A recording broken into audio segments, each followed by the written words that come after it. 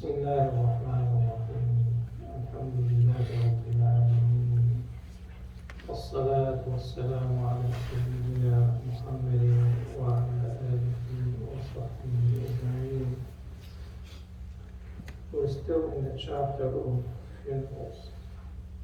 قال وعن سمرة بن جندب رضي الله عنه قال صليت وراء النبي صلى الله عليه وسلم على امرأة ماتت في نفاسها فقام وسطها متفق عليه.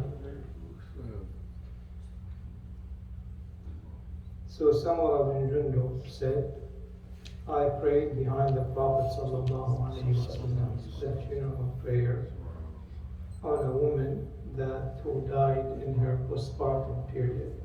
Meaning she gave birth, and after her birth she died, and the fee here, fee nifasiha, because of that, or during that. So the Prophet alayhi salatu wasalam stood in the middle.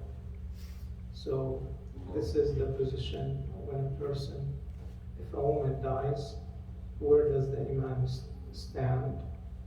In the middle. How about the man? His head. His head, the shoulders. So that's what we do. So the question comes, if you have a man and a woman dead, and you want to pray the janazah on both, where do you stand? In the middle. You move the body of the woman. So we make the man closer to the Imam. So the order that would be the Imam, then the man, the woman, and you would stand as if it's the man, basically to the shoulders. How about if there is a child? What is it? Like the man. So it doesn't matter. You just, so long you put the order of the man first, and then you can put the child in between. So this is an important practical sunnah. And for the people who follow the Imam, they're just following the Imam, so it doesn't really matter. طيب. وعن عائشة رضي الله عنها قالت والله لقد صلى رسول الله صلى الله عليه وسلم على ابني بيضاء في المسجد. So simply translated as Aisha saying that by Allah, the Prophet ﷺ has prayed, meaning the funeral prayer, on the children of Bayda in a masjid. So Aisha saying what? By Allah, she's making an oath indicating that someone is denying that. So the story is that the janazah of Sa'd bin Abi Waqqas was going to be held. So Aisha radiallahu anha asked them to stop on their way from the musalla to the masjid so she can pray on him. So as if some people did not like that. So she said, have you forgotten? By Allah, the Prophet ﷺ prayed on the children of Bayda in the masjid. Because as we mentioned before, the Prophet ﷺ took the Musalla al-Janaiz. So he had the Musalla al-Eid on the outskirts of Medina, and then Musalla al-Janaiz, and that was between Bab Jibril and Bab al-Baqiyah. So that was the area. If you go to the Medina, they still pointed out to you between Bab Jibril and Bab al-Baqiyah, this is where the Prophet ﷺ used to have Musalla al-Janaiz. But he also prayed in the masjid, which makes it allowable and permissible. So, and this is an indication that it is okay for a woman to pray on the masjid or outside the masjid. And who is Bayda? So who are the children of Bayda that the Prophet ﷺ paid on them? That's $5 a year paid my brother Noah for the people before. Oh no. So Bayda was her name. So that's her description. Her name was Dad. So this is Dad al-Fahriya. But her description was Bayda. And this is an indication that it is okay to call someone by a distinct description for them. And this is how some of the Sahaba called the Yadayn, the guy with the long arms. And this is the Bayda because she was distinctly light-skinned. Rumi. Or a Rumi, something distinctive, disruptive, and Pharisee. So, and in the previous hadith, the black woman, that who was cleaning the masjid. So these things are okay. And it is okay to attribute the children to their mother so long the father is not denied. So long the father is always known and not denied. In this hadith, their father is Wahb ibn Umayra. And the names of the children are Sahl wa Suhayb. And they had a third brother whose name is Safwan. So as we mentioned before, this is very established practice in our community that people pray in the masjid, no one questioned that. But people forgot the Musalla al-Janaiz. I was in Germany and where they hold the Janaza actually not in the masjid. They had a Musalla specifically for the Janaiz outside the masjid, close to the cemetery, and this is how they do it. So that's a sunnah as well, alhamdulillah. Oh no.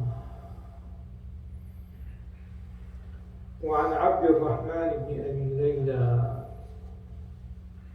قال كان زيد بن أرقم يكبر على جنائزنا 4 وإنه كبر على جنازة 5 فسألته فقال كان رسول الله صلى الله عليه وسلم يكبرها رواه مسلم. So Abdul Rahman bin Abi Layla is one of the tabi'in. He has a very distinct story. Anyone knows? How did he die? مات في العراق غرقا في نار الفرات. يعني في معركة الجسر. الجماجم. So his horse went into the water in the river and he drowned. So this is a very distinct story about him. He was one of the most prominent tabi'in. He met at least 120 Ansari and he recited the Quran with Ali radiallahu anhu because he was in Iraq. So anyway, he said that Zayd ibn Arqam used to make 4 takbiras on the janazah. And once he did it 5 times. So I asked him, and he said the Prophet ﷺ did that. طيب, keep that in mind. We're going to comment on the number of takbiras in the janazah in a second. وعن علي أنه كبر على سهل بن حنيف 6 وقال إنه بدري وأصله في البخاري. And Ali, when he prayed the janazah on Sahl bin Hunayf, he made 6 takbiras. And the Prophet ﷺ also was narrated that before he died, he made 9 takbiras on the shuhada of Uhud. So there were like 4, there were 5, there were 6, there were 9. So Umar radiallahu anhu gathered the people and then consulted with them what was the exact sunnah of the Prophet ﷺ. And the consensus was it was 4 takbiras.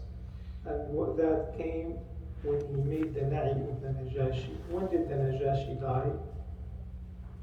We said na'am Najashi وكبر عليه 4 takbirat. So when did that happen? Anyone knows when the Najashi died? So that was in the 9th year of Hijrah. So and that basically the maturity of the Tashri'ah and everything was considered abrogated after that. And the fi'l of Ali that he prayed 6 takbiras on the Badri, he said if you have a Badri you can do 6 takbiras upon them, but not for anyone else. So it is now stable practice, a steady practice, that 4 takbiras for the janais.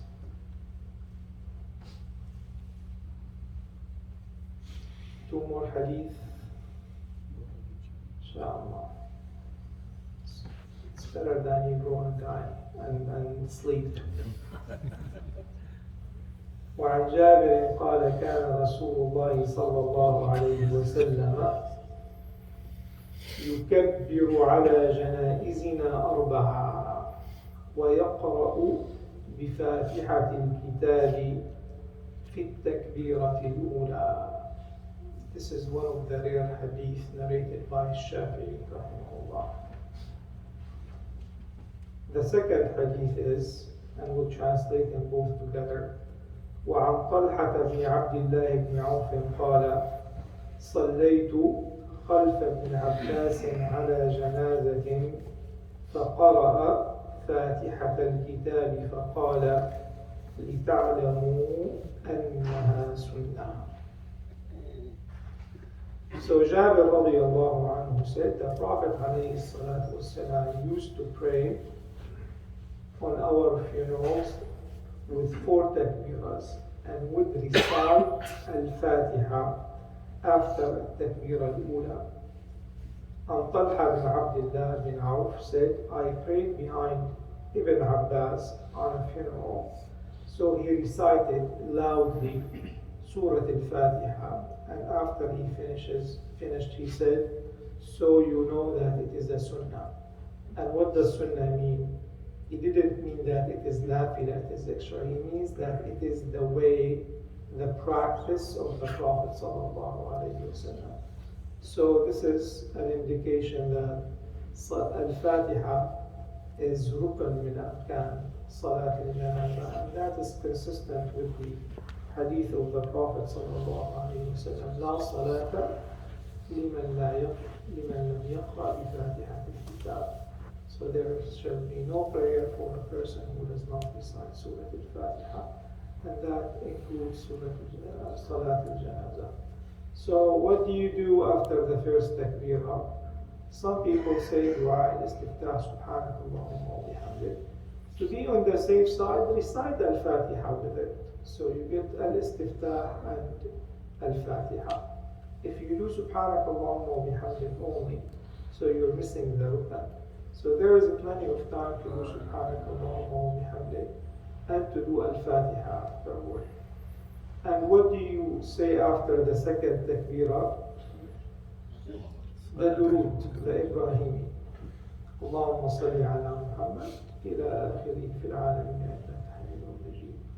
And after the third takbirah, dua for the mayyit, and we already learned a couple of hadith on what the best dua from the Prophet alayhi salatu wasalam. If you memorize those dua, that's great. If not, any dua would do.